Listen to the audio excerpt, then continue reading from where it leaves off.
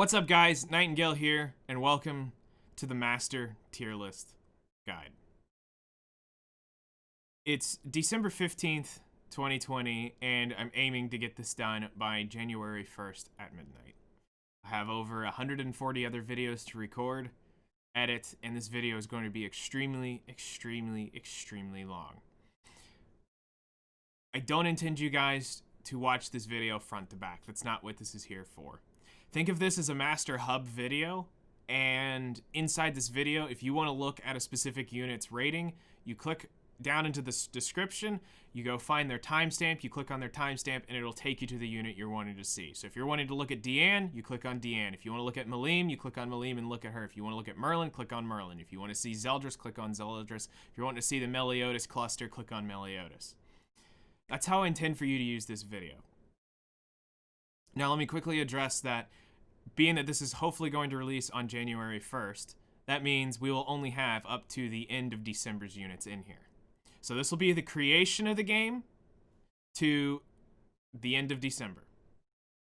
Starting January 1st to the end of March 31st, there will be a new video released with any updated units that we felt needed to be changed from the master tier list, and all the new units will be added into the hopefully the beginning of April's video of the new tier list, showing just the new units added to this in the same format, just only updated units and the new units released into the game. So if you are missing a new unit that has come out and you're in this video, you need to go look for a newer video in this playlist.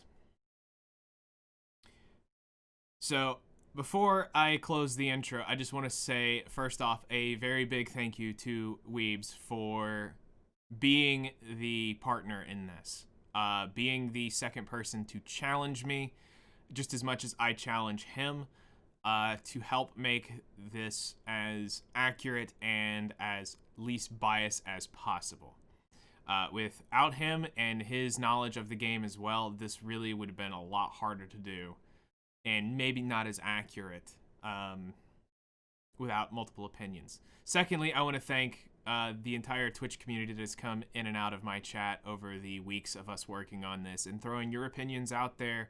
I do greatly appreciate it. I do take them into consideration, and I believe we all felt like in the end of the day, when we were looking over the final scoring of this, everybody felt like we represented the units fairly and accurately once you understood what was going on. So again, a huge thank you to the community of Seven Deadly Sins. You guys are amazing, and I hope you get the you get some benefit out of this list. So thank you so much. All right, so before we get started, I want to kind of go over the classification system and how it varies from your normal tier list concept. So unlike how you're probably familiar with the tier list and seeing S tier, A tier, SS tier, God tier, Simp tier, Waifu tier, Husbando tier, Dumpster Fire tier, we're not quite doing that here. While yes, you'll see some similarities, the classification system has a check and balance system to it. So it allows for units to really be shown how good they really are and their overall value to the game in general. So for us, when we were working on this system, we wanted to put in certain rules and regulations that each class had to have. Now, not every unit has every single one of these, and I'll talk about how we get to that in a minute, how a unit truly gets rated. So I'm going to go over the S class in general. I'm going to go over each class, and we're going to talk about it. So S class is really our top of the top units, meaning they're top tier in both PvP and PvE. They're going to have a really strong unit passive, really strong team passive. They're going to excel in either a damage and support. Their lifespans are going to be super long in the game. Basically, from the time they release to the end of the game, they're going to be just monstrous valued units in the game. They're going to have value with their 1/6 ult to their 6/6 ult. This is going to be kind of important, as some units really need a 6/6 ultimate, and some of them are festival units. Some of them are limited, hard to get banner units, which makes them lose value. We also wanted to focus in on, if it's an S-class unit, they had to have a couple restrictions applied to them. And one, that we had to force that the PvP assessment truly be taken into effect here. So if a unit is a little lackluster, especially if you're going to try to take them to S-Class, how good are they really in PvP? What is their status? What is their ability, their kit, their stats, and their overall performance as a unit overall? And then we also wanted to make sure we used counted AFK farming, because some of these units are actually pretty good AFK farmers, as well as it's a check and balance system to make sure we don't end up with a bunch of 5-star units in S-Class. A-Class are some really top-notch units, and this is probably where you're expecting to see a lot of units you would expect that you thought you would see as S-Class, but are probably residing here. And don't worry, this actually still means, even though they're not an S-Class unit, these units are still probably some of the top units of our game. These are great high-investment units overall. They're going to be great in PvP, they're going to be great in PvE, they're going to have great unit or team passives, commandments, graces, whatever. They're going to have great DPS, support, they're going to have long lifespans, so you can ensure that your investments in them are going to be well worth. They're going to have value with a 1/6 ult more than likely. We're also still going to count their PvP assessment here, because we want to see how good these units are. And this is a kind of a check and balance to also ensure that we're not getting too many 5-star units, and to also just make sure that we show, if you were to have this unit out, now obviously metas force units to be used, but overall you could probably make them work if you knew how to play them properly, gear them properly, and things like that. We're also going to count AFK farming here as well, just because, again, it's a check and balance system, and actually a lot of these can be used for AFK farming in some shape, form, or another. May not be the most efficient thing, but they actually will perform fairly well. B-Class units, now, this is one thing to note. At B-Class, there's still some very great units in here. So if you see a B-Class rating and it's your favorite unit and they didn't make A-Class or S-Class, don't feel bad. This is a check and balance system for a reason. This can now start showing that a unit is really good in PvP, and I mean, we're talking really good, but they really bad in PvE. Or just vice versa. They're amazing in PvE, but they are garbage when you take them into PvP. But they're going to have decent damage overall for both PvE and PvP, depending on the unit. They're going to have decent unit passives and team passives. You'll see a lot of good passives in here. They'll have good DPS, good support overall. But now their lifespans are going to be a little limited here. And so I use the wording, not very long lifespans. And that's probably a little deceiving. They're going to have long lifespans, but it's just where you use them is really what it comes down to. And some of these units will probably start having some value with a 1/6 ultimate. It's also a ranking issue, and I'll go over this in a minute. We start relaxing the PvP assessment here for this class and below. And the reason being is this was going to start really choking this class, and it started to show a lot of units really undervalued, because if we rated them poorly in PvE or PvP, one or the other, it really choked it. But once we took off the PvP assessment and took it off, all of a sudden the unit starts showing its value again, and it started making it more balanced. And then at this point, we're starting to say, if it can be used in AFK farming and it's decent and it works and it's tested, we will count the AFK farming below, but if not, it'll read not applicable. C-class units are okay. These are still some good units. Like, don't feel bad. These units still have some value in the game. There's still some really good value here. And it could be that they're okay in PvP, okay in PvE. They may have an okay passive, but they're not quite as good as what was in the B class or the A class. They're going to be okay in damage and in DPS and support. You'll see some decent units here. But now they're starting to really have burst lifespans. D class units are starting to get a little worse. You're going to start seeing that they pass in your PvE content, meaning they work, they do their job, but they're nothing to write home about. And this is going to go for both PvP and PvE. They can have a decent passive, and some of them actually do. Some of them actually still have pretty good passives overall, and some of you are actually probably using them today. But you'll start noticing that they really just have kind of lackluster damage or lackluster support or both overall. And they're going to have burst to short lifespans, meaning they're very selective where you use them. They could be just a training cave unit. It could be a reverse stage unit. It could be you only use them during certain events in the game. So that's why we're kind of saying they have burst to short lifespans. E-class is really a sad place for the game, and it also shows where Netmarble really needs to look at some of these units and stop really doing things to hurt units. Like, it feels like they don't play their game enough to understand the passive that they create or a skill they use or an effect.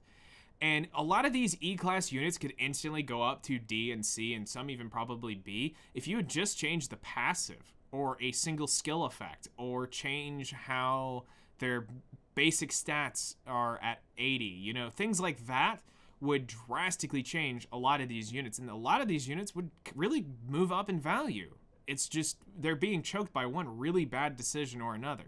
And I get it, they try to make things lore friendly and things like that. So I understand, they try to make it seem more like the game or the anime. And I understand that. But here, you're going to really see they're hardly useful or rarely used in something. They're going to be hardly useful in PvP or PvE. They're probably going to have a mostly garbage passive. And when I mean mostly garbage, I mean there's some pretty bad passives here. They're either going to have no damage or no support overall. They're going to have real no value in their kit and little to no lifespans, meaning if it's say reverse stage and that's the only place you're using them, that's really going to be, that's their lifespan was for that specific stage, and that's it. So now how do we actually rate the unit? It comes down to this. So we look at each category, and each category gets a rating, and I'll put it up here on the screen. So this will be a clip of a unit. I don't know what it'll be because I'm doing this and I don't have a clip, but we're going to rate it upon its PvP performance. We're going to rate it upon its PvE performance. We're going to rate it on its passive, how its DPS goes. We're going to look at its lifespan, the value of its ult, and if it is getting classified for PvP or AFK farming, you will see that assessment read across. Now, basically, if you want to look at it, we figure out the average of it, and it averages into a specific class. So if, for instance, we're looking at an A-class unit, you could see some B-class properties, some C-class properties that may have an S-class property. So each one of these properties help you decide how this unit's going to get classed. And we see some where they'll have E-class properties, and it also hurts the unit. So by basically averaging out the units, each one of these units gets checked upon this, will determine their class through the average. And some of them get classed up because of their performance, some of them get classed down because of the lack of performance. So that's how basically we do the classification system. And if you have any other questions about it, please feel free to ask in the comments down below. So let's go look at the card now, and let's discuss about how to use these cards. So before we jump into the actual tier list, I want to go over a blank card here. This is something I made specifically for the video to show you what a card looks like fully decked out so that you can understand how to read the cards going forward, because this is pretty important, especially considering we're going to have over 140 cards we're going to have to go over. So in the top left corner, you will have the character icon as it is displayed in the game at its base value. Below that will tell you its class and that the unit belongs to. It'll read the name and a title. The name would basically be, if we pick on Lost Vein, the name would read Meliodas Virtual Body Doubles. We're going to judge it upon these categories based upon the class system. So we're going to judge it off of ungeared PvP, geared PvP, story and events. Events could be anything from the Ifrit fight from the Slime collab to Tower of Trials to the random growth event to any sort of pop-up event like Halloween's PvE content, story content. However you want to justify events. Events basically here is covering the blanket effect of anything that doesn't directly relate to story. Then we're going to go judge based upon AFK farming, Knighthood boss, Hell demons. We're not going to cover extreme demons because at this point you should be running Hell anyway. And then we're going to rate their passive. One thing to note here, that all these categories minus passive all can rate not applicable. So you will see an NA. There are a few units that we do TBD, which means to be determined, and means there just needs to be more testing before we can 100% certify a unit for said category. The overall rating, one thing I do want to point out is, yes, it does go from 1 to 5 stars. You are looking at the 5-star rating here. The ratings here are all rounded up to the nearest half star. So if a unit is 3.2, it is going to get rounded down to a 3-star unit. If it is a 3.5 or higher, it's going to get rounded up to a 4-star unit. Now, one thing to note here is there was not one unit to actually get the 5-star rating across the board.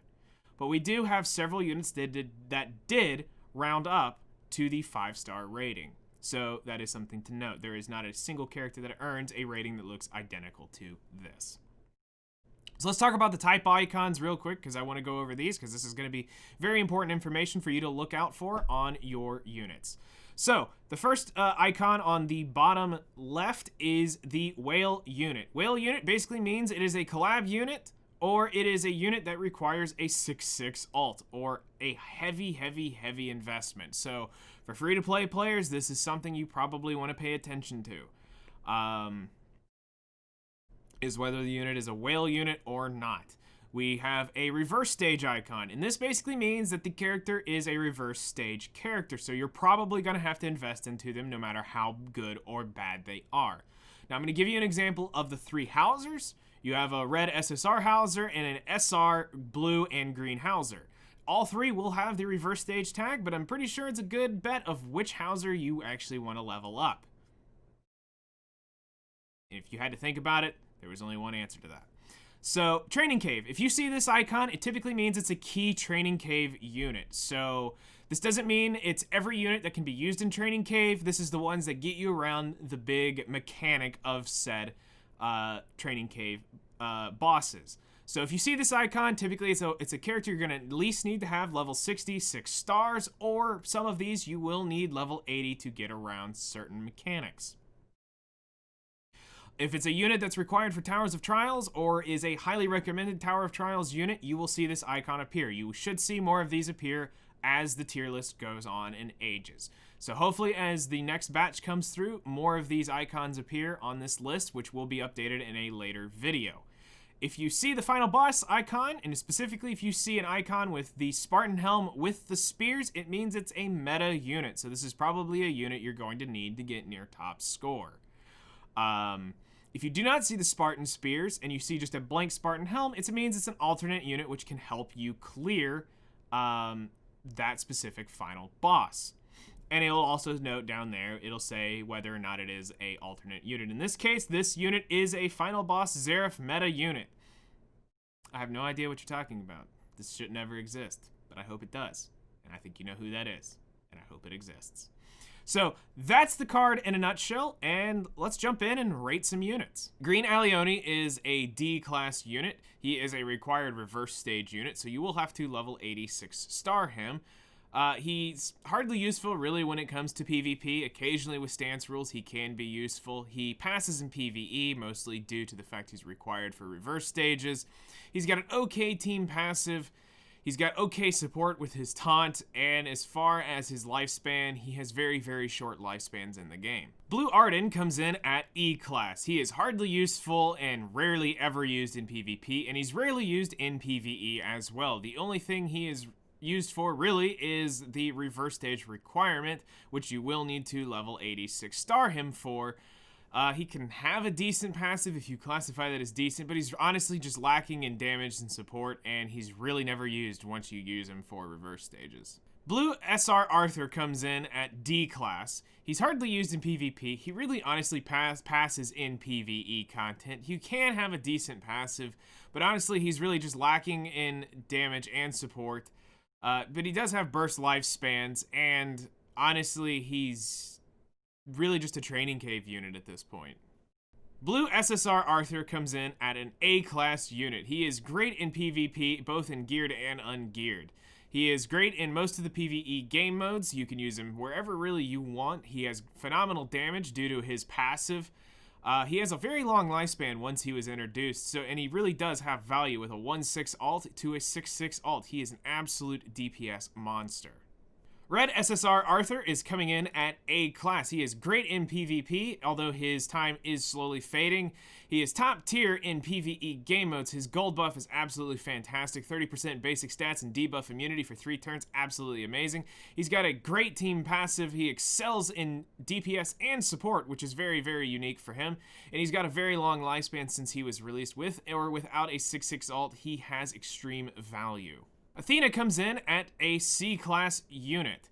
She is classified as a whale unit, being a collab unit. Her specialty really is PvP, so that is her primary use, and the way her passive and kit is designed is for PvP, so it makes her okay in some PvE content. She has a decent team passive, some can look at it as busted. She's a pretty good support unit. She has burst lifespans depending on the meta in PvP, and I would say with the way her passive works, she does have value at 1/6.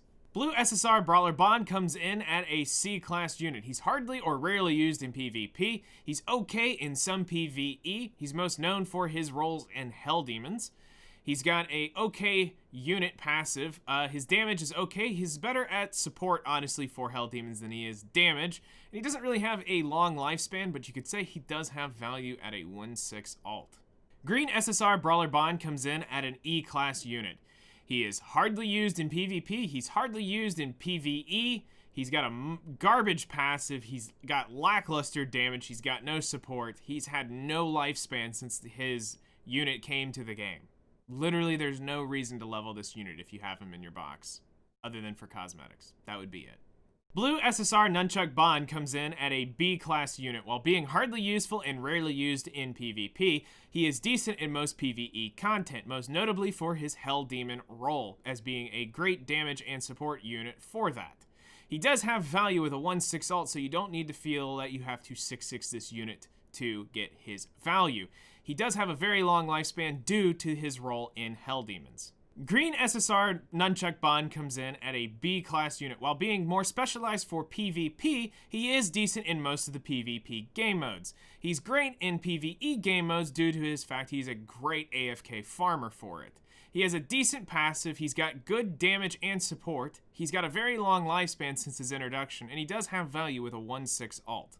Red SSR Nunchuck Bond comes in at a C-class unit. While being the worst of the 3 units, he is hardly useful in PvP. He's okay in some of your PvE content. He's got an okay unit passive. His damage and support is okay due to his ultimate. He's got burst to short lifespans, but you can make him work on your Crimson Demon team. Red SR Bond comes in at a D-class unit. While hardly useful in PvP, he's okay in some PvE. He is required to be level 60 to continue through the story in Chapter 5. He does have a mostly garbage passive. He's got lackluster damage and support, and he's got really burst short to lifespans. But do note that he is a recommended unit for Training Cave, specifically the Vigorous Conqueror.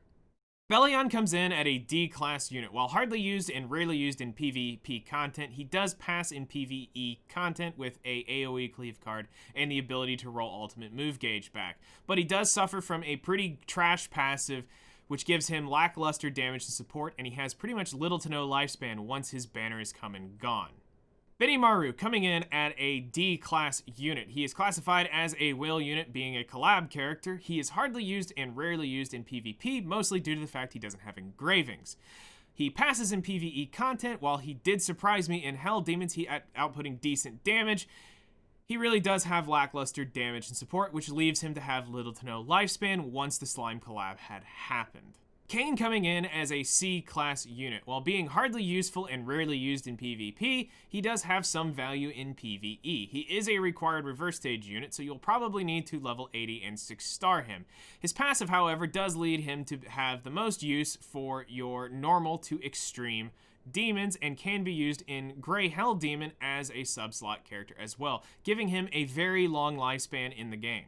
Camila coming in as an A-class unit. While being great in PvP game modes, she's decent in most of the PvE content. She is a great unit and team passive due to her transformation ult, which also leads her to be a great damage and support for being able to remove buffs and debuffs from your team. But she doesn't have a very long lifespan due to how metas go, but she does have extreme value with a 1/6 ultimate. Deathpierce is an A-class unit. While being decent in PvP as well as PvE, he is a required reverse stage unit, so you will want to level 80 6-star him. He's got a great team passive, as well as with that passive giving him a great support role as well. And since his banner's been released, he's been a highly used unit since, and it also gives him extreme value with a 1/6 alt. Deldry coming in as a D-class unit. While hardly useful and rarely used in PvP, she does pass in PvE content. She is a required reverse stage unit, so you will need to at least level 60 her and 6-star her. You may be able to get away without level 80ing Deldry. She has a decent passive, but she's honestly lacking in damage to support, and she really has no lifespan from the time she's been released in the game. Green Derieri comes in as a B-class unit. She is decent in most PvP and PvE, while being more known, though, for her PvP. She has a great unit and team passive, as well as commandment, which gives her a great damage and support. But the thing is she doesn't really have a very long lifespan once her banner was here. But she does have some value with a 1/6 ultimate. Red Derieri coming in as an S-class unit. While being great in PvP game modes, she excels in PvE content as being one of the top tier damage dealers. She has a extremely strong unit passive, as well as being one of the absolute top of the top damage dealers in the game. So she is not going anywhere anytime soon, and she does have absolute massive value with a 1/6 ultimate. Blue SSR Giant Diane comes in as an A-class unit. While being decent in most PvP, she is better served in as a great PvE unit. She has a decent unit passive, and she has good overall AoE damage. She has an extremely long lifespan being a story character, and she has value with a 1/6 ultimate. Green SSR Giant Diane comes in as a B-class unit. While being hardly useful and rarely used in PvP, she is, however, great in most PvE game modes. She is most known for her ability of AFK farming for having 3 AoE abilities. Her passive does hinder her a decent bit from being great, so she ends up with good damage overall. She has a long lifespan, so she is a good investment for a AFK farming character, and she does have value with a 1/6 ultimate. Red SSR Giant Diane comes in as a B-class unit. We are classifying her as a whale unit due to the fact she is now the rarest unit in 7 Deadly Sins. She is great in most PvP game modes and okay in some, which makes her a much more useful PvP character than a PvE character. She's got a great team passive, and she's got overall good support for the way her kit works. She doesn't have very long lifespans due to how the metas change. She has some value with a 1/6 ultimate. Red SR Giant Diane comes in as a D-class unit. While being hardly used and rarely used in PvP, she passes in PvE content. She's an okay starter unit for you if you get her in the beginning of the game. But overall, she's really just lacking in damage to support. She really has no lifespan, and she's really only used for her cosmetic. Blue SSR Small Diane comes in as a C-class unit. While she passes in PvP, she's okay in some of your PvE content. She is a recommended training cave unit for the Bishop of Love. Unfortunately, her passive is one of her downfalls here, but she does make up for it for having ruptured damage on her card, which does make her an okay damage dealer. Unfortunately, she's kind of got a burst to short lifespan, so she's not really going to see a whole lot of use other than an association character.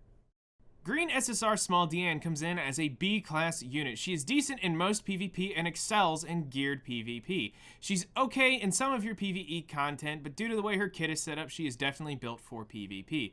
She has a decent unit passive, which does give her a taunt and a shield, which gives her good support for your PvP team. She has burst lifespans, unfortunately, due to the way PvP rules are set, and she has some value with a 1/6 ultimate. Red SSR Small Diane comes in as a D-class unit. Unfortunately, she is the worst of the 3 Small Dianes. She's hardly useful and rarely used in PvP. She's okay in some of your PvE content. However, she is actually surprisingly good at Crimson Hell Demon. With the ability of having a 1 attack card and being able to lower the demon's defenses on the 3rd heart makes her an actually decent support role. Unfortunately, her passive is mostly garbage, and with the lackluster damage and support, she really has a very short lifespan. Dogedo comes in as a D-class unit. While being hardly useful and rarely used in PvP, he does have some value of being able to seal out ultimates as well apply weak point damage. He passes in PvE content due to the fact he is a required reverse stage unit, so you will need to level 86 star him. Other than that, other than Training Cave, you really aren't going to be using him in too many other places. He's got an okay passive with okay damage and support, so he's really not going to have a long lifespan once you've completed the reverse stages. Chef Dreyfus is in the building. Green SR Dreyfus comes in as a D-class unit. He is hardly useful and rarely used in PvP, unless you're Kabuki and you can make it work.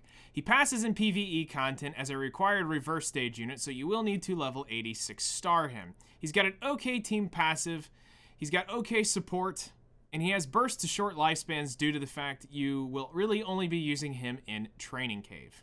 Red SR Dreyfus comes in as a D-class unit. While being hardly useful and rarely used in PvP, he does pass in some of your PvE content. Being a required reverse stage unit, you will probably need to level 86 star him. He has a decent team passive, but he's honestly lacking in damage and support. He typically has burst to short lifespans due to the fact you will really only be seeing use in Training Cave. Blue SSR Drole comes in as a C-class unit. While being decent in most PvP, he's okay in some of your PvE content. He is, though, however, more specialized towards ungeared PvP with his Petrify card. He's got an okay passive with a decent commandment, which makes him a good support unit. He's got burst lifespans due to how metas will come in and out, and he does have value with a 1/6 ultimate. Green SSR Drole comes in as an A-class unit. While excelling in PvP, he is fantastic for both geared and ungeared PvP. He's an okay PvE unit if you must actually use him. He's got a great team passive as well as commandment, which allows him to be a fantastic support if you need to be able to disable buffs and debuffs. He doesn't unfortunately have a very long lifespan due to how metas roll, and you can say he has value with a 1/6 ultimate. Blue SSR Eastin comes in as a B-class unit. While she passes in PvP, unfortunately she's just a little too squishy for today's metas. She's decent in most of your PvE content as she has a 30% attack-related stat buff. She's got an okay passive which does actually hurt her. She's an excellent support with very poor AoE damage. She has a very long lifespan due to the uses of her buff, and she does have value with a 1/6 ultimate. Blue SSR Elaine comes in as a C-class unit. While being not applicable for PvP, she is okay for some of your PvE content. She's a required reverse stage unit, so I would recommend level 86 star her. She's got an okay unit passive, and she's got good support with her 60% attack buff. She has a long lifespan, and this is mostly due to her value for red hell demons. Green SSR Elaine comes in as a C-class unit. While being hardly useful and rarely used in PvP, her kit does have some value for PvP. She's okay in some PvE content as she is a required reverse staged unit, and she was a meta unit for Final Boss King. She's got an okay team passive for fairies, as well as she's got okay support. She has burst lifespans due to the fact of Final Boss and being used in reverse stages. Red SSR Elaine comes in as a B-class unit. While being not applicable for PvP, she is okay in some PvE. She is a required reverse stage unit, however, I do not recommend you level 80 her right away. Level 66 stars will do you just fine for Crimson Hell Demon as she is a sub-slot unit, where all of her value really comes from. She's got a great team passive for it, as well as having the cosmetic passive for giving you an extra material for every Hell Demon raid you do. Goddess Elizabeth comes in as an A-class unit, while just barely missing the mark for S-class. She is great at both PvP and PvE game modes. She has a strong team passive, as well as she excels as a support unit. She is classified as a whale unit, 1 for being a festival unit, and 2 for needing at least 3/6 in her ultimate to be classified as useful. Blue SSR Elizabeth comes in as a C-class unit. While passing in PvP, this is mostly just due to the fact of how her passive works. She normally stays under-leveled and normally level 1. So she's hardly useful and rarely used in PvE due to the fact you don't want this unit to be leveled up. Pretty much the only way you're going to be using this unit is a party trick for your PvP teams. Green SSR Elizabeth comes in as a B-class unit. While being hardly useful or rarely used in PvP, she is okay for some of your PvE content, mostly due to how her passive and her ultimate work. She's got a decent unit passive, which allows her to start the battle with 2 extra ultimate orbs, as well as she has good support for being able to supply ultimate orbs, as well as heal and disable buffs on enemy targets. Red SSR Elizabeth comes in as a D-class unit. While being hardly useful and rarely used in PvP, she will get a resurgence once Tarmiel comes out to Global in Asia. She's hardly used in PvE, mostly just for the fact of her kit is designed around summoning the Red Hell Demon with her New Year's cosmetics, which is where we gave her a decent unit passive, but other than that, she's lacking in damage and support, and she's really going to have burst to short lifespans. So really, the only thing this unit's good for is summoning your red demons daily. Red SR Elizabeth comes in as a C-class unit. While being hardly useful and rarely used in PvP, she has some use in PvE content, mostly for her passive and her being in a sub-slot of her being able to rejuvenate HP after every turn. So that leaves her to have a decent team passive as well as okay support factor, but she will have burst lifespans as she's really not used that often in the game. Blue SSR Liz Hawk comes in as a B class unit. While being okay in some PvP as well as PvE, she has an okay team passive, and she has actually decent support with being able to remove debuffs as well as decent damage with her Amplify card. Unfortunately, she doesn't have a very long lifespan in the game, and she's really only used as an alternate unit for Final Boss Gowther, as well as using her in your Hell Demon teams for Red Hell Demon. Green SR Liz Hawk comes in as a C class unit. While being hardly useful or rarely used in PvP, she's okay for some of your PvE content, as she is one of the first units you get in the game. She has a decent team passive, as well as she is okay damage and support. She has burst lifespans due to the fact you'll probably really only be using this Elizabeth in Training Cave or random farming events due to her one AoE ability. Red SR Liz Hawk comes in as a C class unit. While being hardly useful or rarely used in PvP, she's okay in some PvE game modes. She is a recommended Training Cave unit for the Overwhelming Terror.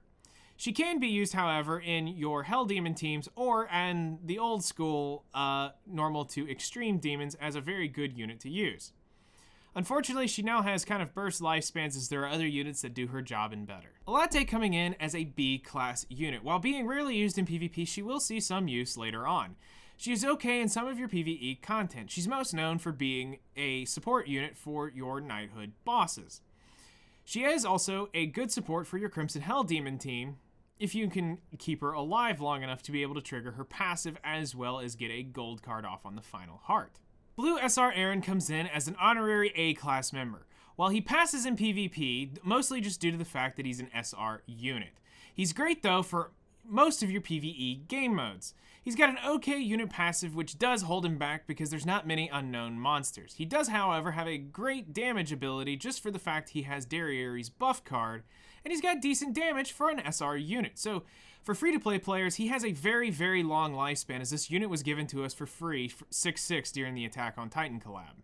Green SSR Eren comes in as a D-class unit. While being hardly useful or rarely used in PvP, he rarely passes in PvE content.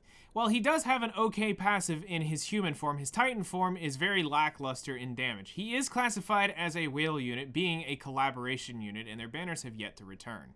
Green Escanor comes in as an A-class unit, while just barely missing the mark for S-class. He is great in both PvP and PvE game modes. He's got a great unit passive, which also holds him back from reaching S-class, as when he reaches full ultimate gauge, he not only removes debuffs, but buffs as well. According to Netmarble, they also say he's the most used unit in Grey Hell Demon, as in our testing, he is a great unit for Hell Demon, but his damage is a little lacking, but he is a safe unit to bring nonetheless. Red Escanor comes in at the pinnacle of A-class units. While being great in both PvP game modes, he is technically a sunsetting unit due to how the current metas have been formed. He's also great in most all of the PvE game modes. He's an absolute monster with very consistent damage. He's got a great unit passive, which makes him very, very tanky for 3 turns. He's got great damage, and he actually has some support with being able to roll ultimates back, and he has a very long lifespan since his banner was released. Not to mention, he's a fantastic Hell Demon unit. Green Estarossa comes in as a B-class unit. While being decent in PvP, he is okay for some of your PvE game modes. He is a recommended Training Cave unit for the Hendrickson fight, as well as a free-to-play option for the Tower of Trials. He's got a decent team passive, which unfortunately gets hit a little bit by his commandment slowing fights down. He's got good support with his taunt and being able to use his preemptive strike to be able to attack again with his ultimate. He unfortunately doesn't have a very long lifespan due to how metas roll in and out. Red Estarossa comes in as a D-class unit. While being hardly useful or rarely used in PvP, he passes in some of your PvE content. He unfortunately suffers from a mostly garbage passive while having lackluster damage and support, and he has really little to no lifespan once his banner was released. And unfortunately to say, he's really just there for the cosmetic. Blue Fraudrin comes in as a C-class unit. While being okay in PvP and PvE, he's really here for one thing only, and that's for his ultimate passive trick, which once killed, he fills up your ultimate move gauge completely, which does make him a recommended unit for Tower of Trials. You can use them also in PvP, but be careful because if it's a player, they will probably play around him. If the unit is leveled up though, he does have an interesting kit, so you could look at him as having some use and versatility if leveled. Green Fraudrin comes in as a B-class unit. While being great in PvP, he is hardly useful and rarely used in PvE. He's classified as a whale unit, as you will need Assault 6/6, as well as a perfectly rolled HP defense set, and all cosmetics fully upgraded to get the most value out of his passive. With that and the lack of the value of his PvE content is why Fraudrin doesn't quite make an A-class unit. Freesia comes in as an E-class unit. While being hardly useful or rarely used in PvE and PvP content, she's got a mostly garbage passive. She's lacking in both damage and support, and she has little to no lifespan from when she was released. She is a required reverse stage unit, so you will have to unfortunately level 80 and 6-star her in order to keep her alive. It's sad to say when the best thing I can talk about the unit costs 20 gems. Blue Galland comes in as a B-class unit. While being decent in most PvP, he is okay for some of your PvE content. He does have a decent unit passive if he taunts the right person. He is a recommended training cave unit for the Frenzied Giant, so I would recommend leveling him up. He also can do well on a Hell Demon team if you pair him up with the right set of units. Red Galland comes in as a D-class unit. While passing in both PvP and PvE game modes, he does have a decent unit passive for strength attribute allies. He's got okay damage and a little bit of a decent support if you count the way his passive works, but he has really little to no lifespan since the release of his banner. Gerharde comes in as an E-class unit. While being hardly useful or rarely used in PvP as well as PvE content, she has a mostly garbage passive as well as she's lacking in damage and support. My plea to Netmarble is to please stop making worthless units like this. Please at least change their kits around to make them have some value for the game, as she is completely and utterly 100% useless. Blue SR Gilthunder comes in as an E-class unit. While being hardly useful or rarely used in PvP, he will see a resurgence, however, once Tarmiel is released to global in Asia. He's hardly useful and rarely used in PvE. Even though he is a required reverse stage unit, I would not recommend level 80ing and 6-starring him just yet. He does have a decent team passive, which Tarmiel will take advantage of, but unfortunately, other than that, he's just lacking in damage and support and really has no lifespan anywhere else. Green SR Gilthunder comes in as a B-class unit. While being okay in some PvP and PvE game modes, he is, however, a required reverse stage unit, so I would recommend level 80 and 6-starring him. He does have a decent team passive for PvP, as well as bringing in good support with his 60% attack buff, as well as he's got decent damage to back it up. I would recommend that you also consider using him for your Grey Hell Demon team, as he's a great support unit for that as well. Red SSR Gilthunder comes in as a B-class unit. While being okay in some PvP and PvE content, he is, however, a required reverse stage unit, so I would recommend level 80 and 6-starring him. He's also a recommended training cave unit for the Vigorous Conqueror. Green Gloxinia comes in as an E-class unit. While being hardly useful and rarely used in PvP as well as PvE game modes, he does have a mostly garbage passive, but his commandment kind of makes up for it. He is lacking in damage and support, and he's had really little to no lifespan since the release of his banner. Red Gloxinia comes in as a C-class unit. While being okay in some of your PvP game modes, he passes in PvE. He's got a decent unit passive as well as he's got okay damage and support. Unfortunately, he is the better of the two Gloxinias, but as both go, they really have little to short lifespans once their banner was released. Golgius comes in as an E-class unit. While being hardly useful or rarely used in PvP as well as PvE game modes, he does have a decent unit passive. He is a required reverse stage unit, so I hate to say it, you will probably need to level 80 and 6-star him in order to keep him alive. Unfortunately, he's lacking in both damage and support, and he's really had no lifespan since the release of the game. Blue SSR Gowther comes in as a D-class unit. While being hardly useful and rarely used in PvP, he can pass in some of your PvE content. You would mostly see him as a training cave unit. He's got a mostly garbage passive and he's really lacking in damage and support. He's really had 0 to no lifespan since the release of the game.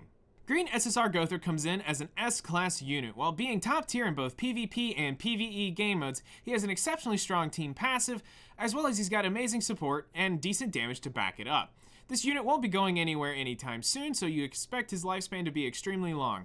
He is a recommended Tower of Trials unit, as well as his Halloween costume passive gives you 10 anvils daily inside the Soul Grizz dungeon. Green SR Gowther comes in as an E-class unit. While being hardly useful or rarely used in PvP as well as PvE, and suffering from a mostly garbage passive, lackluster damage and support, and having little to no lifespan since the release of the game, he is, however, a decent link if you need to have a 6/6 Gowther. Red SSR Gowther comes in as an A-class unit. While being great in PvP, he is top tier for still most of your PvE content. Unfortunately, he did not make S-class due to the fact that Green Gowther is slowly phasing him out in PvP content, as well as his passive can be tripped, so that also gave him a hit there. But he still excels in support, and as well as he's still got decent damage to back it up. He's going to have a very long lifespan, and as well he's a recommended training cave unit for the Explosive Giant. Green Griamore comes in as a D-class unit. While being hardly useful or rarely used in PvP, he does, however, pass in some PvE content. He is a required reverse stage unit, so you will want to level 80 and 6-star him. We are also classifying him as a whale unit, as he is needed for Green Fraudrin's association. So you'll want to have a perfectly rolled HP defense set, as well as have his ultimate 6/6, and also have all of his cosmetics fully UR'd and ready to go. Blue SR Griamore comes in as an E-class unit. While being hardly useful or rarely used in both PvP and PvE, he is a required reverse stage unit. However, I do not recommend you level him anything past UR, just for his cosmetics. He has an okay passive, but honestly he's just lacking in damage to support, and he's really not been used since the release of the game. Red SR Griamore comes in as a C-class unit. While being okay in some PvP, he's hardly useful or rarely used in PvE content. He is a required reverse stage unit, so I would recommend you at least level 80 and 6-star him for that. He's got a decent team passive for PvP, and he offers good support if he does happen to come out from your sub slot. Unfortunately, he does have bursts of short lifespans and isn't really used much other than in Training Cave. Blue SR Gila comes in as a B-class unit. While being hardly useful or rarely used in PvP, she is decent for most of your PvE content. She is a required reverse stage unit, so I would recommend you level 80 and 6-star her. She's got a great unit passive, which makes her fantastic for Red Book farming.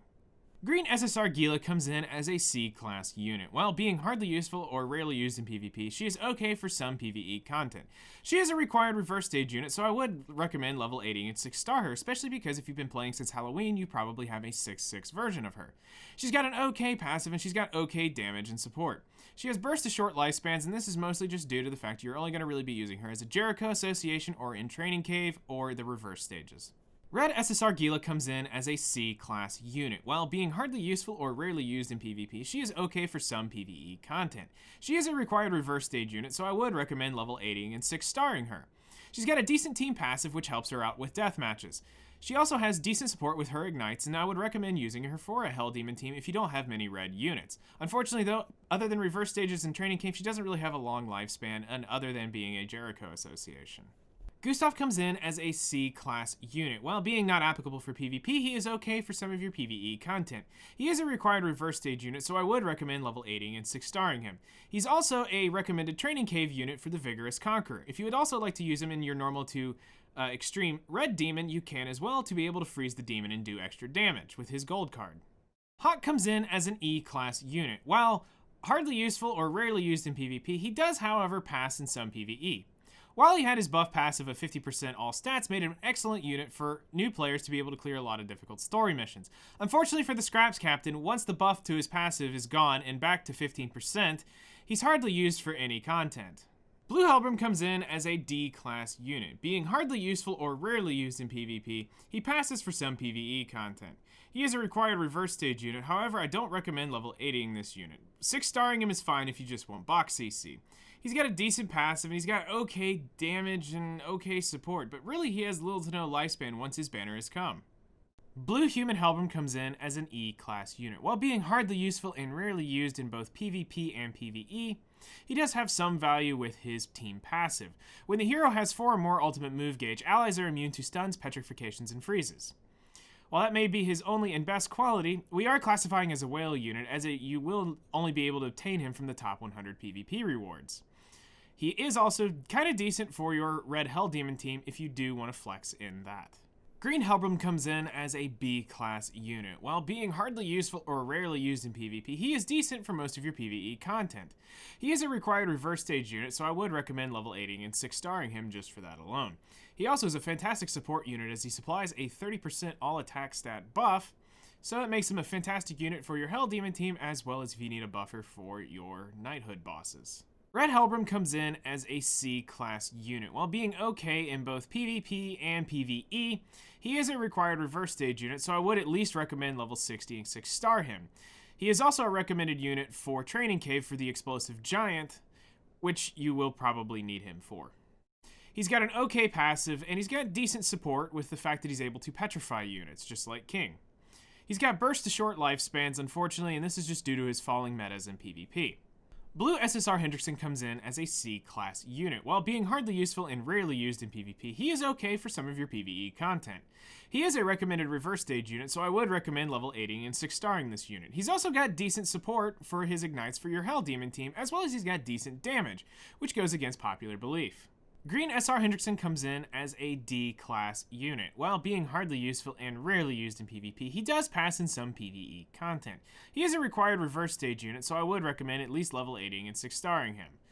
He has a decent unit passive, but he's honestly lacking in damage and support, and he has really little to no lifespan once he's been used for reverse stages. Green Demon Hendrickson comes in as a B-class unit. While being okay in some PvP, he passes in PvE content. This mostly due to everything is debuff immune in later PvE content. He's got a great team passive which really helps out the Festival King team, and that's really where he gets his good damage and support, as he's really just a support unit for that team alone. But that also hurts him in the same sense, as that's really his only lifespan is with this King team. Blue SR Hauser comes in as an E-class unit. Being hardly useful and rarely used in both PvP and PvE, and suffering from a mostly garbage passive, lackluster damage and support, and little to no lifespan. Yes, he is a required reverse stage unit, but no, I do not recommend you leveling him unless you just really want Hauser's cosmetics. Green SR Hauser comes in as an E-class unit, being hardly useful and rarely used in both PvP and PvE. He does have a decent passive, but he's honestly lacking in damage and support. While looking good on paper, I would not recommend leveling this unit even though he is a required reverse stage unit, unless you just really want Hauser's cosmetics. Red SSR Hauser comes in as a B-class unit. While being okay in some PvP, he is unfortunately sunsetted due to the fact there are better units for the Pierce team now. However, he is great in most PvE game modes, and he is also a required reverse stage unit, so I would totally recommend leveling 80 and 6-starring him, as well as he makes a fantastic farming unit, as well as being a meta unit for final boss Gowther. Hugo comes in as a E-class unit, being hardly useful and rarely used in both PvP and PvE game modes, having a mostly garbage passive, lackluster damage and support, and little to no lifespan once he's been used for reverse stages. You could meme around with him in Hell Demons if you really want, but he is a required reverse stage unit, so I would at least recommend you level 80 and 6-starring him for that. Jenna comes in as a B-class unit. While being not applicable for PvP, she is okay for some of your PvE content. However, she does excel at one thing and one thing only: Hell Demons. She is completely 100% designed around your red Hell Demon team. She is able to cancel the stance as well as an ultimate which deals 2 times damage to stanced enemies. She also has the Valentine's cosmetic, which allows you to get an extra cosmetic material from the red Hell Demon. Blue SR Jericho comes in as a D-class unit. Hardly useful and rarely used in PvP, she is okay and passes in some of your PvE content. She is a required reverse stage unit, so I would at least level 60 and 6-star her. She's got a decent team passive which helps out speed attribute allies, as well as she's got decent damage. She's mostly, though, used for her passive, and you will see her on most teams that way. Blue SSR Jericho comes in as a D-class unit. Being hardly useful and rarely used in PvP, she does pass for some of your PvE content. She is a required reverse stage unit, so you will at least want to level 60 and 6-star her. We are classifying her as a whale unit, as she does forcibly summon the Grey Demon, so she is not necessary to your teams. However, this is also why she has a 5-star passive. While she does have a great team passive, we are also giving her the extra benefit because she is able to force summon the Grey Hell Demon. Green SSR Jericho comes in as an A-class unit. Being okay in some PvP, she is great in most of your PvE game modes. She is a required reverse stage unit, so I would recommend level 80 and 6-starring her. She's also a recommended training cave unit for the Obsessed Knight. She's also a fantastic and massively damaging nuke for your Knighthood bosses as well as the Grey Hell Demon. Red SR Jericho comes in as a D-class unit. Being hardly useful and rarely used in PvP, she does pass in some of your PvE content. She is a required reverse stage unit, so I'd recommend at least level 60 and 6-starring her.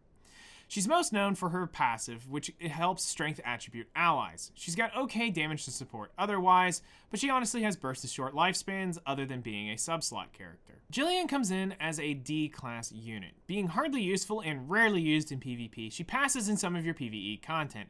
She is a required reverse stage unit, so I would recommend level 80 and 6-starring her. She's got a great team passes for HP allies, which is where she gets most of her value from.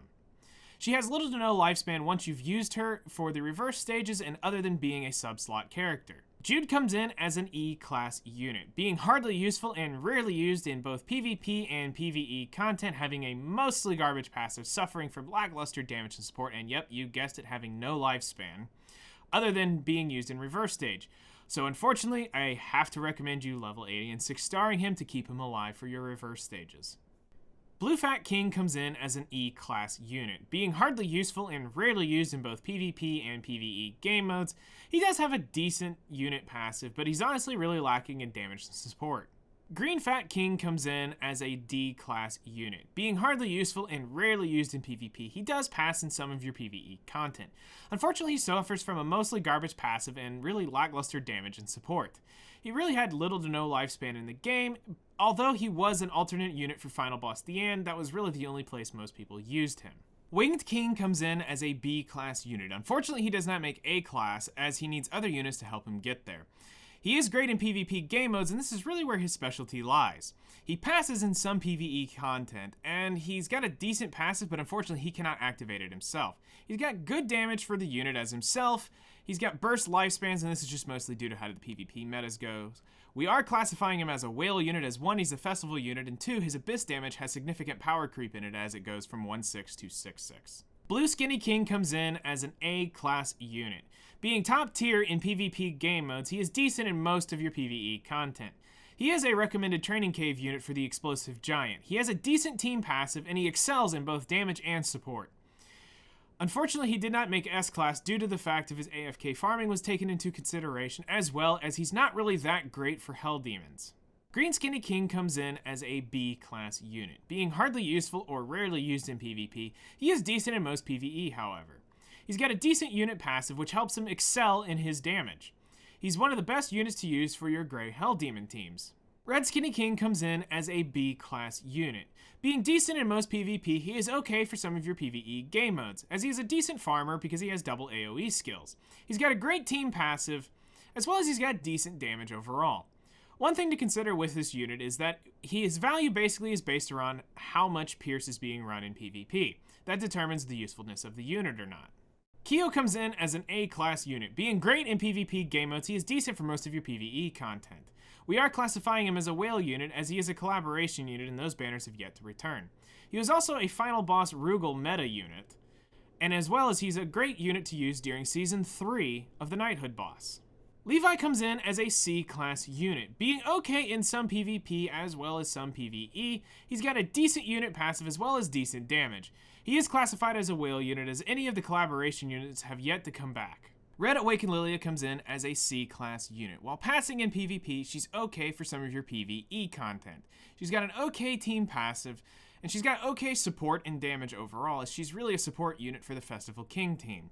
She has burst to short lifespans, as you'll really only use her on that PvP team, or you could technically use her as an AFK farmer. She does have a few AoE skills. Blue Lilia comes in as an S-class unit. While being great in PvP game modes, she is top tier for all of your PvE game modes. She's got a strong team passive as well as she is an excellent support unit. Green Lilia comes in as a D-class unit. While passing in PvP, she is hardly useful and rarely used in PvP. She's got an okay team passive, but she's honestly just suffering from the lack of damage and support and really has little to no lifespan once her banner came out. Ludociel comes in as a B-class unit. While being top tier in PvP, he passes in PvE. He's got a strong passive as well as grace, and he's got good support overall. We're classifying him as a whale unit, as you will need to 6/6 him, have a perfectly rolled HP defense set, and have all of his cosmetics level to UR for his passive to have the most effect. Unfortunately, he does not rate any higher than this, so we honor him with a 5-star rating as he is specialized solely around PvP. Mai comes in as a C-class unit. Being okay in both PvP and PvE, she's a decent unit overall. She has a unique passive which gives her 15% basic stat buff if her cards rank up, as well as an ultimate which ranks her cards up as well. She's classified as a whale unit, as any of the collab units have yet to return. Marmus comes in as an honorary B-class unit. While being okay in some PvP, he is decent for most of your PvE applications. He is a required reverse stage unit, so I would recommend you level 80 and 6-starring him. He's got a great team passive, as well as he offers great support for being able to lower the defenses of a unit. Matrona comes in as a B-class unit. While being decent in both PvP as well as PvE, she's got a decent team passive which unfortunately holds her back from being any better in PvP. She's got okay support and damage, and she unfortunately has burst lifespans due to the fact she's really only used for Season 3 Knighthood boss as well as final boss Taizu. Blue Melascula comes in as a C-class unit. While being hardly useful or rarely used in PvP, she is okay for some of your PvE aspects. She's got an okay unit passive, but honestly, she's really just lacking in damage and support, which really leads her to have burst to short lifespans once her banner was released.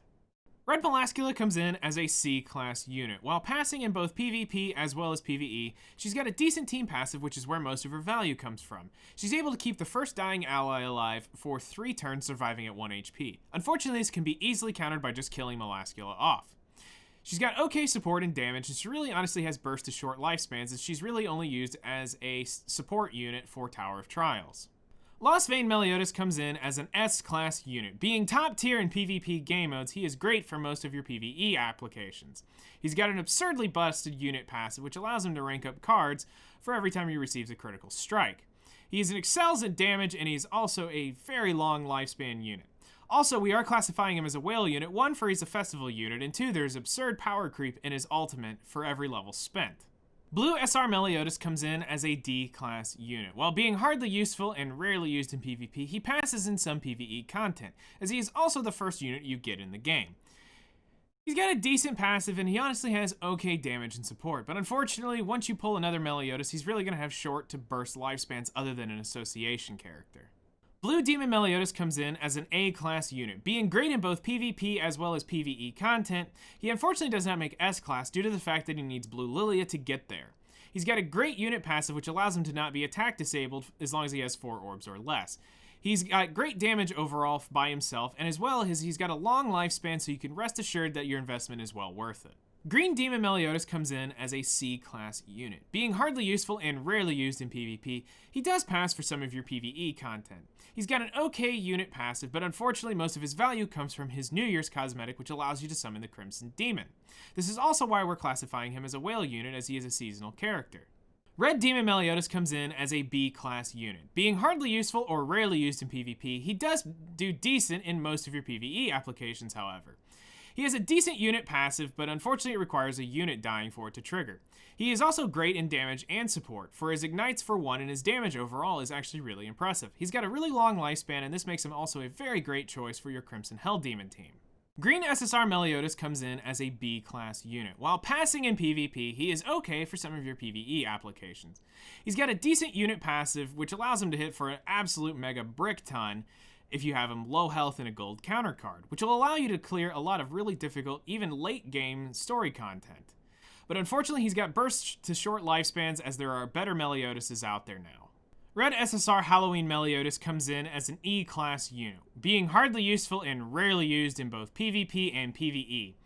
The only reason we're even saying he's got an okay passive is for the fact that if you have his Halloween cosmetic, you can get 5-star Awakening Stones daily from the Soul Grizz dungeon.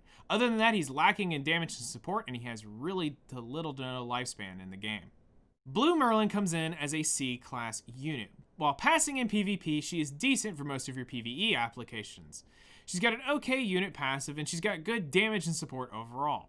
Unfortunately, she's got burst lifespans, as she's really only used for an association character, or she's a meta unit for the final boss Gowther fight.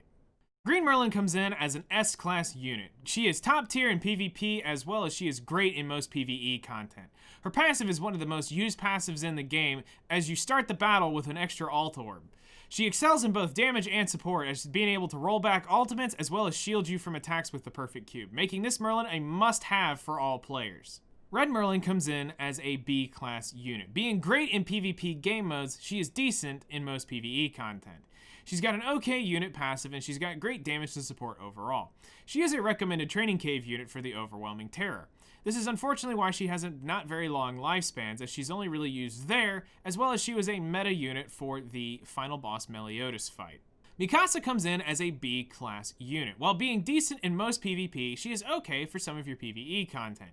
She's got a great unit passive. As she ramps up, she gets quite scary in how much damage she can deal. She's a good overall damage unit, and she's unfortunately got burst lifespans as to really where you'll be using her. We are classifying her as a whale unit as she is a collaboration unit, and any of those banners have yet to return. Meliodas comes in as an E-class unit, being hardly useful or rarely used in both PvP and PvE. She does have a decent unit passive after all. She's unfortunately lacking from both damage, support, UR gear, cosmetics, pretty much everything. She has little to no lifespan once her banner came. Unfortunately, we are classifying her as a whale unit as she is a collaboration unit and those banners have yet to return. Mono comes in as an E-class unit. Being hardly useful and rarely used in PvP, she passes in some PvE content. She has a decent unit passive, but honestly she's really lacking in damage and support. She's also had really little to no lifespan from once her banner came. Green Monspeed comes in as a C-class unit, being okay in some PvP and PvE. He's got a decent unit passive, but unfortunately he needs somebody else to ignite him unless he uses his own ult. He's got okay damage, and he honestly has burst to short lifespans, as most of the time it's going to depend on the rules in PvP or you're using him in Training Cave. Red Monspeed comes in as a D-class unit. While being hardly useful and rarely used in PvP, he passes in some PvE content. He's got an okay unit passive, but he's honestly really just suffering from lackluster damage and support, and has really little to no lifespan from once his banner came. He's more or less just a cosmetic unit for your Green Monspeed. Omega Rugal comes in as a B-class unit. Being great in PvP game modes, he is decent in most PvE. He's got a great unit passive, and he's got good damage and support overall. He doesn't have very long lifespans as you're only really using him wherever you're using a Pierce team. We're also classifying him as a whale unit as he is a collaboration unit, and those banners have yet to return. Oslo and Hawk come in as an E-class unit. Being hardly useful and rarely used in PvP and PvE, he has a decent passive and okay damage, and you could say support. But he has little to no lifespan as there's no real place to really use him. We are classifying him as a whale unit as there is significant power creep in his ultimate for every level spent. Blue SSR Rimuru comes in as a D-class unit. Being hardly useful and rarely used in PvP, he passes for some PvE content. He's got an okay unit passive, and he's honestly got okay damage and support. Unfortunately, he's really got little to no lifespan from once his banner came. Really, the only place you're going to use him is in Training Cave. We are classifying him as a whale unit as he is a collaboration unit, and those banners have yet to return. Green SR Rimuru comes in as a D-class unit. Being hardly useful and rarely used in PvP, he is passing in some PvE content. He has a decent team passive, but he's really lacking in damage to support and has really little to no lifespan from once his banner came. We are classifying this Rimuru as a whale unit as you are not guaranteed a free 6/6 during the event. Red Roxy comes in as a B-class unit. Being okay in some PvP, she is decent in most of your PvE content, however. She's got a decent unit passive, and she's got good support and damage overall, as she is able to remove buffs, as well as she has good damage overall. Unfortunately, she's got burst lifespans as you really only use her depending on PvP rules, or if you want to use her as a farming character, or just bored and want to throw her in a Hell Demon team. Ruin comes in as a D-class unit. While being hardly useful and rarely used in PvP, he does pass in some PvE content. He is a required reverse stage unit, so I would recommend you level 80 and 6-star him. He's also got a decent passive, so if you are struggling in Grey Hell Demons, I would recommend you use him in your backline. Unfortunately, he's got lackluster damage and support and has really little to no lifespan in the game once he's been used for reverse stages. Green Shen comes in as a C-class unit. Being hardly useful or rarely used in PvP, he's okay for some of your PvE content. He's an excellent AFK farmer as his full kit is derived around AoE skills. He's got a decent unit passive that turns into a team passive, allowing him to rank up allies' cards if he has so many buffs. He has okay damage, and I guess you could say he has okay support as well. Unfortunately, he has really burst to short lifespans once his banner has come. Simon comes in as an E-class unit. While passing in PvP, he's hardly useful or rarely used in PvP. He is a required reverse stage unit, so I would recommend you level 80 and 6-starring him. He's also a great association for your Slaters as well. He has a decent passive, but honestly, he's really just lackluster damage and support, and he has really little to no lifespan once you've used him for reverse stages. Blue SSR Slater comes in as a C-class unit. While being hardly useful or rarely used in PvP, he's okay for some of your PvE applications. He is a required reverse stage unit, so I would recommend you level 80 and 6-starring him. He's got a decent unit passive, as well as he's got good damage overall. Unfortunately, he has burst lifespans as you're really only going to use him either for your Hell Demon teams or for reverse stages or as a Training Cave unit if you must. Red SR Slater comes in as a C-class unit. Being hardly useful and rarely used in PvP, he passes for some PvE content, however. He is a required reverse stage unit, so I would recommend you level 80 and 6-starring him, as well as he's a recommended unit for the Time Spirit and Training Cave. He's got a decent unit passive, but honestly he has okay damage and support overall. Unfortunately, he has really burst lifespans, as you're really only going to use him in reverse stages or in the Training Cave. Taizu comes in as an E-class unit. Being hardly useful and rarely used in both PvP and PvE, he is a required reverse stage unit, so unfortunately you will have to level 80 and 6-star him.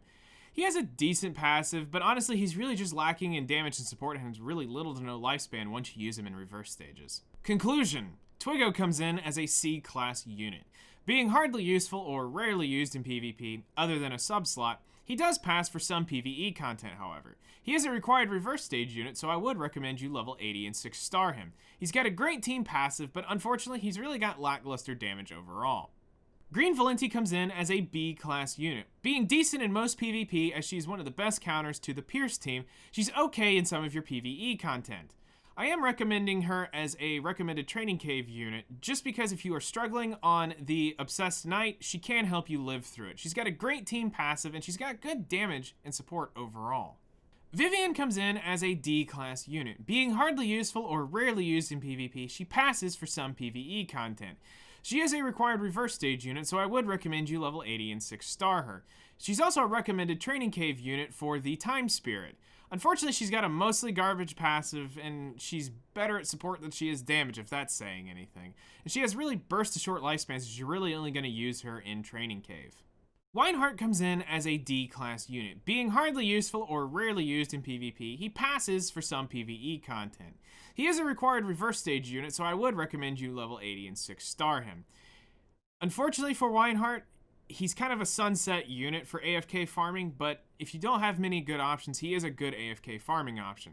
As he has a decent passive, but honestly he's got really kind of lackluster damage, and unfortunately he's got a really kind of short lifespan, as you're really only going to use him in reverse stages. Zeneri comes in as a B-class unit. While being not applicable for PvP, she passes in some of your PvE content.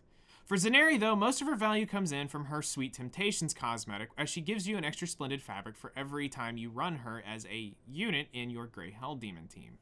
Green Zaratros comes in as a C-class unit. Being hardly useful or rarely used in PvP, he is okay for some of your PvE applications. He has a decent unit passive that tends to screw him over more than it helps him, as he needs to not crit to get the damage equal to his crit chance, which leaves him to have okay damage if he doesn't crit and lackluster damage if he does crit. Shocking. And unfortunately, he's really just got burst to short lifespans, as you're really only going to use him either in Hell Demons or as a final boss meta unit for Diane. Blue Zeldris comes in as a C-class unit. While being okay in both PvP and PvE, he is definitely better at PvP. He's got an okay unit passive, as well as he's got a decent commandment. He's got good damage overall, if he's built right, but unfortunately he's really just got burst lifespans, as he's not really too used much often other than in certain PvP rules. Red Zeldris comes in as a B-class unit. Being great in PvP game modes, he's decent for most of your PvE applications. He's got a decent team passive, as well as he's got a good commandment. He's got good damage overall if he's built properly, and you can say he's a good investment overall. Alright, there you have it. 144 units have now been classified and ranked. It's been a wild ride for 7 Deadly Sins over the last year, and it started in March, and here we are at the end of December. Actually, it's December 29th, and what a journey has it been. And guess what? We've still got a lot more to go. So I want to say thank you to everyone who came along for the ride and helped and gave your opinions. I want to also say another really big thank you to Weebs again for helping be the check and balance of this and challenging me on ratings and helping me make this the best thing we possibly can for the community. I do want to tell you guys one more time, if you're here at the end of the video or started right at the end, this is, again, the rating is completely based upon the unit individually. It does not mean that they have their helping unit, because a lot of these units would rate a lot better if they had their support unit, or if they had Green Gowther. It would change things indefinitely.